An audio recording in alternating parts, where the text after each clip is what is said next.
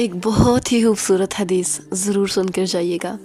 رسول اللہ صلی اللہ علیہ وآلہ وسلم نے حضرت عبداللہ بن مسعود رضی اللہ تعالیٰ عنہ سے فرمایا، مجھے قرآن پڑھ کر سناؤ۔ انہوں نے فرمایا، یا رسول اللہ صلی اللہ علیہ وآلہ وسلم، آپ پر تو قرآن نازل ہوا ہے، میں آپ کو پڑھ کر سناؤں کیا؟ مطلب سوال پوچھ رہے ہیں۔ آپ نے کہا سناؤ، ہاں سناؤ۔ پھر انہوں نے سورہ نساء کی تلاوت شروع کی اور جب آیت نمبر 41 پر پہنچے،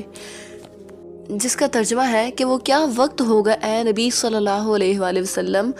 جب ہم ہر امت میں سے ایک گواہ کھڑا کریں گے اور آپ کو ان پر یعنی کہ ان کے خلاف گواہ بنا کر کھڑا کریں گے۔ یعنی کہ رسول اللہ صلی اللہ علیہ وآلہ وسلم کو پتہ تھا کہ انہیں اپنی امت کے خلاف گواہی دینی پڑے گی کہ یا اللہ ان لوگوں نے میری بات نہیں مانی، نہیں سنی۔ ان لوگوں میں کون کون شامل ہیں؟ ان میں کفار شامل ہیں، مشرکین شامل ہیں، اور کچھ مسلمان بھی شامل ہیں جو رسول اللہ صلی اللہ علیہ وسلم کی اتباع نہیں کرتے، پتہ ہونے کے باوجود نہیں کرتے، یا پھر پتہ کرنے کی ہی زحمت نہیں کرتے کہ ہمارے ذمے کیا کام ہے اور ہم نے ایز اے مسلم کیا کرنا ہے۔ اس بات سے آپ صلی اللہ علیہ وآلہ وسلم اتنے غمگین اتنے غمگین ہوئے